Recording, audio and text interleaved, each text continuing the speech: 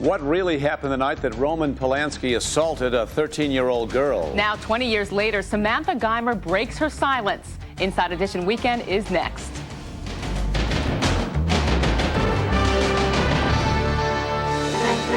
Her voice has never been heard, her face never seen, but her story made headlines around the world.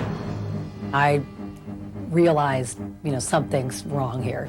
This is not what should be happening. She was the 13-year-old girl raped by director Roman Polanski. And then we were in the bedroom. And what happened?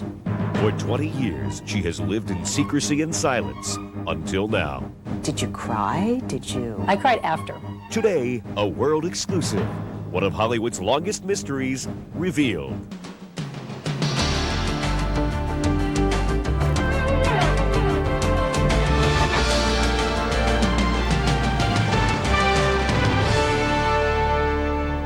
Hello and welcome to Inside Edition Weekend. I'm Don Criqui. And I'm Stacey Sweet.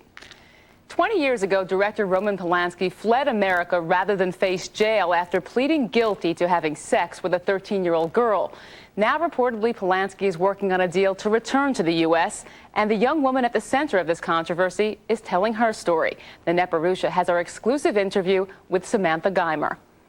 I'm Samantha. I'm not, Polanski girl or this girl or that girl, but when you don't tell anybody who you are, I guess, you leave them to call you what they will. For 20 years, Samantha Geimer has remained silent until now. Do you feel like a victim? No. Because people have also called you that. Right. Well, I mean, I suppose, yes, I was a victim, but I don't feel like a victim now. Maybe it's because she is now a 34-year-old woman, not the little 13-year-old girl she was in 1977, when fate walked into her San Fernando Valley, California home in the name of Roman Polanski, a man later accused of drugging and raping her, an event that would for 20 years force him into exile and her into hiding. It would change both of their lives forever. Look, I know it's a very large piece of news for all of you. It's a lot of sensational stuff, but I knew he was famous. I mean, I knew everybody else certainly thought he was a big deal. A big deal he was. As the acclaimed actor and director of films like Chinatown and Rosemary's Baby, Polanski had made a huge name for himself in Hollywood. But the Polish-born director also met another side of Tinseltown. bang, bang, bang. In 1969, Polanski's famed actress wife Sharon Tate was brutally murdered by Charles Manson's gang while carrying Polanski's unborn child. I was hurrying home because apparently I had to go to some kind of school with her. Despite Polanski's tragedies, he continued to triumph. How did you learn that you were about to meet him? I guess my mom probably just told me, he wants to come and take some, photographs of you.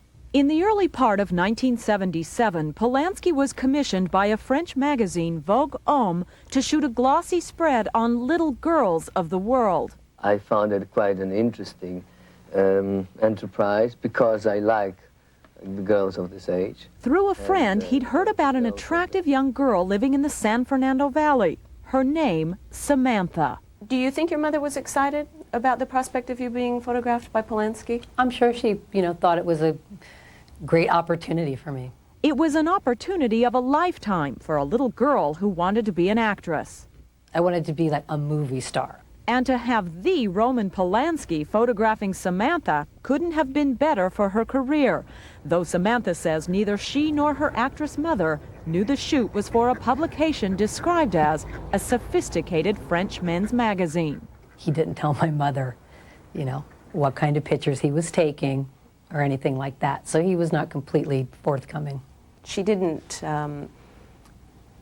suspect or have reason to doubt that it was anything but? No. If it was someone who wasn't famous, she might have been more careful. But when there's someone's a celebrity, they don't seem like a stranger. Though Polanski has said in his own biography he thought Samantha was, quote, nothing sensational, he picked her. 7 days later, a test photo shoot was underway near her house. It would be the first of 2 shoots. Reportedly, Polanski asked Samantha's mother not to attend, telling her it would inhibit her daughter. We sat down, He took some pictures of me.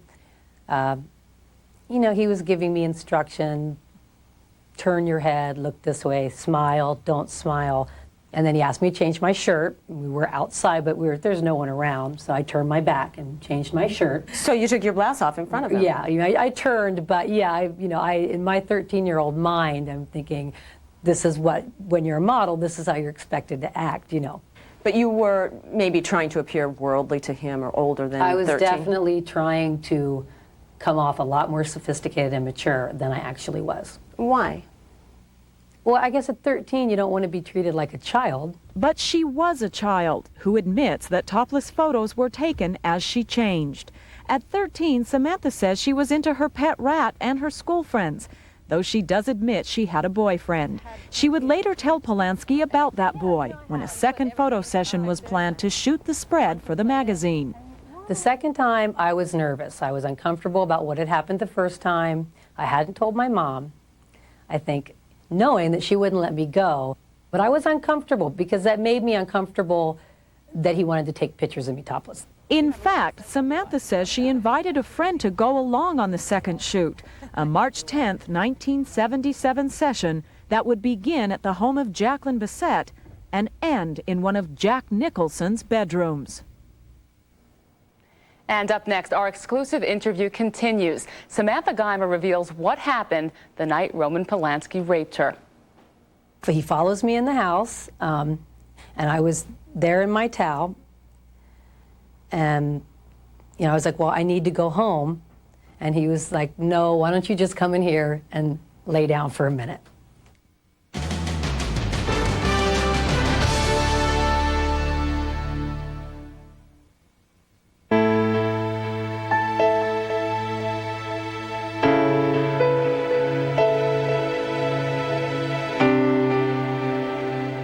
Jacqueline Bisset and Jack Nicholson are some of the Hollywood names that are part of that fateful night, events that led to Roman Polanski leaving the country.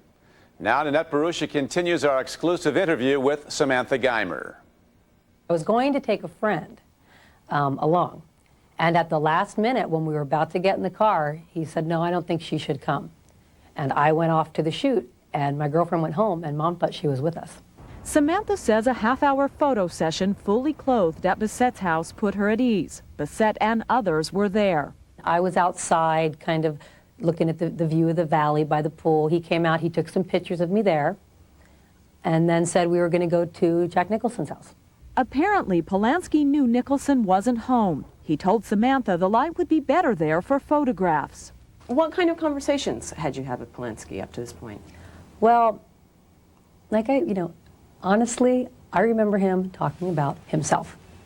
But when we were in the car, I think before we went to Jacqueline Bisset's house, he was asking, do you have a boyfriend? He asked me that, yes. And then he asked me, well, have you had sex with your boyfriend? And I thought, oh God, this isn't cool. And what did you say?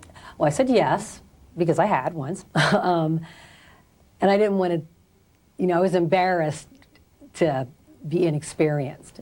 I don't know if he asked me how many times exactly, but I told him twice because I thought once was embarrassing. So I said twice. Which was a lie? Which was a lie. Later at Jack Nicholson's house, more photos were underway, and Polanski offered the young girl champagne. We took pictures of me drinking the champagne. So I drank a couple glasses even just for the pictures. I think it was after the champagne that then again he asked me to pose topless. She admits the champagne had left her uninhibited, but after pictures were snapped of a near-naked Samantha in a hot tub, then he decided to get in the jacuzzi, which is when then I realized, something's wrong here. This is not what should be happening. So I'm thinking, okay, now I'm in trouble. You scared? I was scared. I mean, not scared in the, I was in mortal danger, but I was scared because I knew this was not appropriate. Mm-hmm. In a panic, Samantha says she faked an asthma attack and got out of the hot tub. He follows me in the house, and I was there in my towel, and, I was like, well, I need to go home. And he was like, no, why don't you Samantha says Polanski also offered her a piece of a Quaalude, a powerful tranquilizer, which she took. He told her it would calm her. He also told her, why don't you just come in here and lay down for a minute? Well, no, it's okay. Come in here. And that's that. And then we were in the bedroom. And what happened? He had sex with me.